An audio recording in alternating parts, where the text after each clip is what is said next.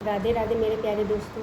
आशा करती हूँ आप सब स्वस्थ और मस्त होंगे और अपने अपने काम में व्यस्त होंगे। जैसा कि आप सब लोग जानते ही हैं कि मैं अपनी वीडियोस को कहानी के ऊपर बनाती हूँ। और दोस्तों, कोई भी कहानी यूँ ही नहीं बन जाती। हर कहानी के पीछे कुछ ना कुछ गहरी बातें, समस्याएँ, हम सब के लिए सीख, प्यार, समर्पण की भावनाएँ ज़रूर छुपी होती हैं। और इन्हीं सब के मिश्रण से जो तैयार होती है, उन्हीं को हम सब कहानी कहते हैं या उन्हीं को हम सब कहानी का रूप देते हैं। तो मेरी आज की कहानी का शीर्षक है गृहिणी। एक औरत के कई रूप होते हैं दोस्तों।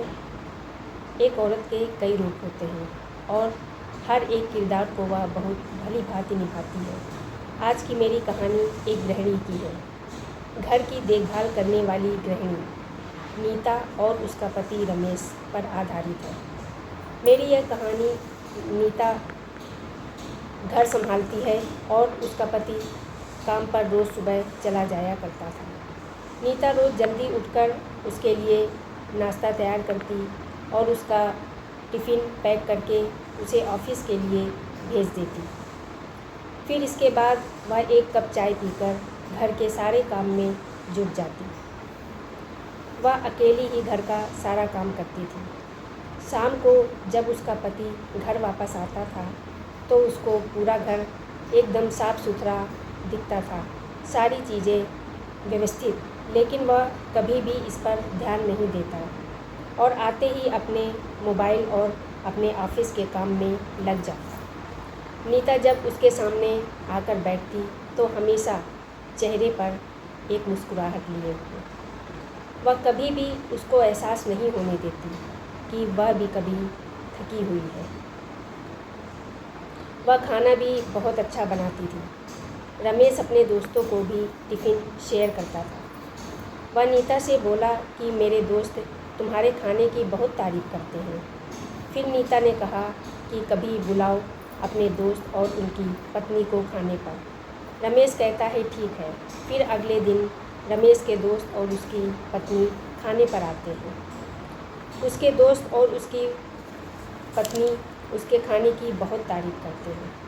कहते हैं कि यार तुम तो बहुत लकी हो जो इतनी अच्छी पत्नी तुम्हें मिली। लेकिन उसके ऊपर उनकी बातों का कोई फ़र्क नहीं पड़ता। वह कहता है ये दिन भर घर में ही तो रहती है, इसके पास काम ही क्या है। अब ये सब भी नहीं करेगी तो और क्या करेगी। उसकी बातें सुनकर नीता को थोड़ा दुख होता है, लेकिन वह सबके सामने फिर भी मुस्कुराती ही है। फिर वो सब लोग चले जाते हैं। कुछ दिन के बाद नीता की अचानक तबीयत खराब हो जाती है और घर की पूरी जिम्मेदारी अब रमेश पर आ जाती है। अब उसे ऑफिस भी जाना, घर का सारा काम और नीता की भी देखभाल करना। उस दिन उसे एहसास होता है कि एक गृहिणी की तो 24 घंटे की ड्यूटी होती है। उसका काम बहुत कठिन है। वह अपने कहे हुए शब्द पर शर्मिंदा होता है। धीरे धीरे नीता की तबीयत में सुधार होने लगता है।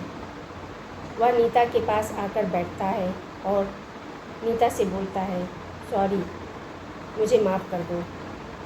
मैंने कभी ध्यान ही नहीं दिया कि एक गृहिणी का घर के ऊपर कितनी सारी जिम्मेदारी होती है। सच में घर संभालना कितना कठिन होता है। फिर भी तुम लोग के चेहरे पर कोई सिकन नहीं होती। हमेशा चेहरे पर मुस्कुराहट लिए हुए सबके सामने आती हो। नीता, चलो आज कहीं बाहर घूमने चलते हैं, खाना भी बाहर ही खाएंगे। नीता यह सब सुनकर बहुत खुश हो जाती है। तो दोस्तों, यह कहानी मेरी हर उस महिला की है, हर उस गृहिणी की है जो अपने घर की देखभाल बहुत ही अच्छे से करती है और चेहरे पर हमेशा उसके एक मुस्कान दिखती है। कभी भी दूसरों के सामने यह जताने की कोशिश नहीं करती है कि मैं आज बहुत थक गई हूँ या मुझे बहुत ज़्यादा काम पड़ गया, क्योंकि यह सब अपनी वह खुशी से करती है। तो इसीलिए किसी भी गृहिणी के काम को कम आंकना नहीं चाहिए दोस्तों। हर लोग किसी का अपना अपना कर्तव्य होता है और एक गृहिणी भी अपने कर्तव्य को अच्छे से निभाती है। तो दोस्तों, अगर ये कहानी आप सबको अच्छी लगी तो प्लीज़ मेरे चैनल को लाइक सब्सक्राइब ज़रूर करिए और ऐसे ही वीडियोज़ मैं आपके लिए हमेशा लेकर आती रहूँगी। तब तक आप अपना ख्याल रखिएगा। आप सभी को जय श्री राधे कृष्ण।